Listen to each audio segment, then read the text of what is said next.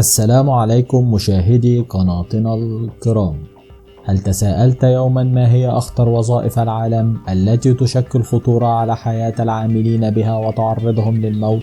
فإذا كنت موظفا بأحد المكاتب، فما هي مصادر الخطورة على حياتك التي من الممكن أن تواجهها؟ سكب القهوة على أوراق العمل أو على ملابسك، أم وصولك متأخرا عن ميعاد عملك مما قد تتعرض للتوبيخ من مديرك المباشر؟ فماذا سوف تشعر إذا أدركت أن هناك بعض الوظائف الخطيرة للغاية على الرغم من التقدم التكنولوجي المستمر والوعي واسع النطاق بأفضل ممارسات السلامة؟ ولكن مع كل ذلك لا يمنع هذا من الخطر الكثير، فبعض المهن تكون نسبة الخطر فيها مرتفعة بشكل كبير ويتعرض العاملين بها للخطر باستمرار، فيذهب عاملها في صباح كل يوم وهو لا يعلم هل سوف يتمكن من العودة إلى منزله على قدميه أم محمولا في أحد التوابيت. واليوم في هذا الفيديو سنتعرف على أخطر وظائف العالم.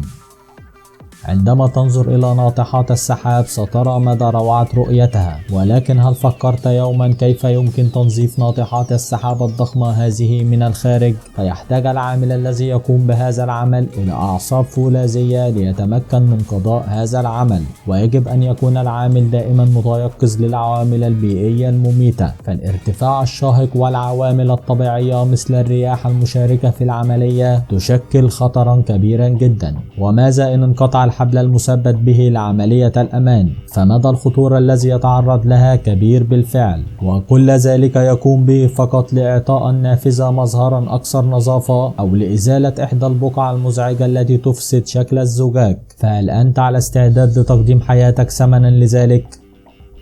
تشكل عربات النقل الثقيلة الكثير من الخطورة في كثير من الأوقات، ففي الولايات المتحدة الأمريكية فقط عام 2013 فقد حوالي 748 سائق شاحنة حياته بمعدل سائقين في اليوم، فطبيعة عملهم تتطلب قطع مسافات طويلة من السواقة المستمرة في مدة زمنية قصيرة، بخلاف العوامل الأخرى المؤثرة عليهم مثل عوامل الطقس والحمولة وأنواع الطرق. فبسبب استمرار السائق على الطريق وحده ومع تعرضه للإرهاق وقلة التركيز يصعب عليه المهمة أكثر وأكثر. ولا ننسى أننا لا نتكلم على سيارة صغيرة الحجم بل شاحنة كبيرة وضخمة، وإذا وقع حادث بها فلا يقتصر الحادث على السائق والشاحنة فقط بل يقع الحادث أيضا بما حولها.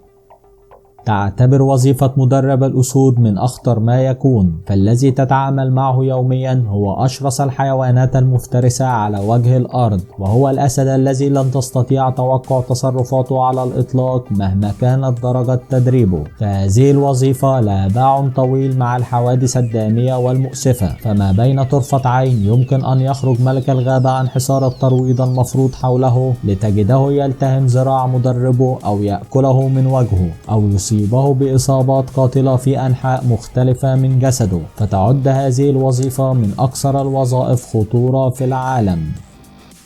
تعد وظيفة عمال البناء خطيرة للغاية، وخاصة من يعمل منهم في بناء ناطحات السحاب، إذ يعملون على ارتفاعات شاهقة ومعرضين للسقوط في أي وقت، بالإضافة إلى تعاملهم مع معدات ثقيلة من الممكن أن تؤدي إلى إصابتهم في حالة التعامل معها بشكل خاطئ. وعلى الرغم من اتخاذ إجراءات السلامة والحماية في ذلك العمل، إلا أنها من أخطر الوظائف بالفعل التي تودي بحياة بعض العاملين بها.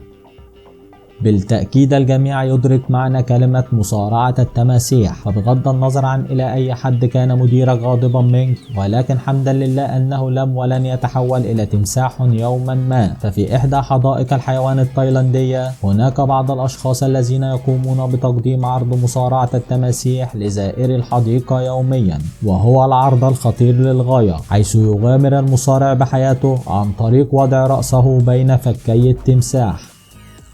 تعتبر وظيفة حطاب الأشجار من أخطر الوظائف في العالم، لأنه إذا لم يتم قطع الشجرة بشكل صحيح فإنها من الممكن أن تسقط في الاتجاه الغير مرغوب فيه وتقع على العمال. حتى بعد إسقاط الشجرة فإن مهمة تقطيعها إلى أجزاء صغيرة وتحميلها مهمة صعبة وخطيرة للغاية أيضا. فهذه الوظيفة من أعلى معدل الوفيات في العالم بنسبة تتعدى 30 ضعف أي وظيفة أخرى.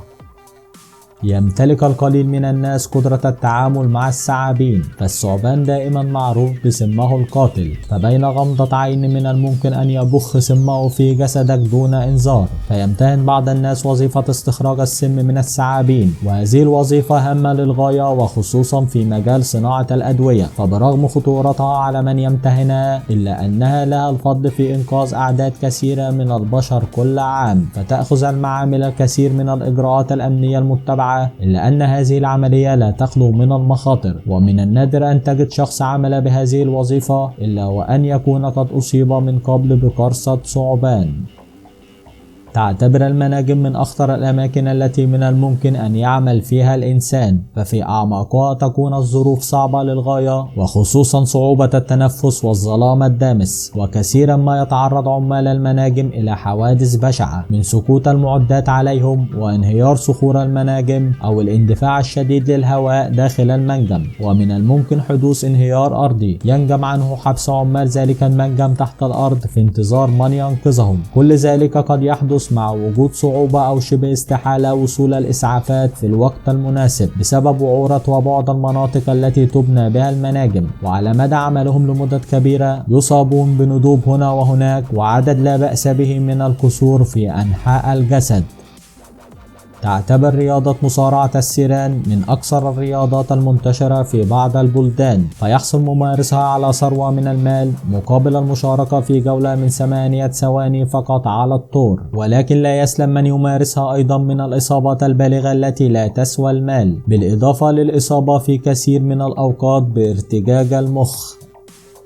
تعتبر وظيفة فتيات الأهداف من أخطر الوظائف في العالم، ففتاة الهدف هو مصطلح يستخدم داخل السيرك للدلالة على الفتيات التي يقفن مكان الهدف في ألعاب الرماية. هذه الفتاة تكون معرضة لخطر الوفاة أو الإصابة بعاهة مستديمة إذا ما أخطأ الرامي في تسديد هدفه، والذي غالبا ما يكون عبارة عن سكين أو قذائف نارية وغيرهما. تضيف تلك الفتاة التي تقوم بدورها على أكمل وجه كهدف بشري المزيد من الإثارة فقرة الرماية بالعروض الترفيهية، ولكن ماذا إن أصابتها أي من وسائل الرماية المستخدمة؟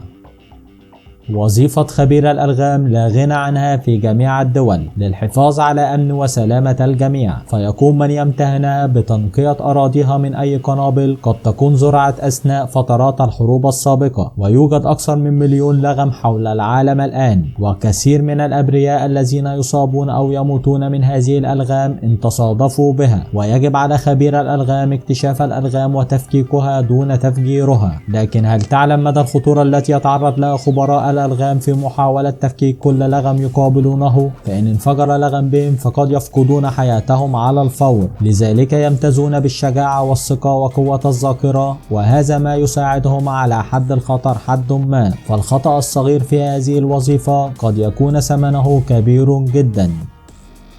الكثير من الناس يحلم بأن يكون رائد فضاء، ولكن هل تعلم مدى صعوبة هذه الوظيفة؟ فمنذ بداية إرسال رواد الفضاء إلى الفضاء تم إرسال ما يقرب من 570 رائد فضاء، فالصعوبات التي تواجه رائد الفضاء أصعب بكثير من قدرة تحمل أي إنسان عادي، مثل المشاكل النفسية التي يقابلونها بسبب العزلة والمشاكل الصحية المتعلقة بالعمل في ظل انعدام الجاذبية. شكرا لكم مشاهدي قناتنا الكرام، وإلى اللقاء.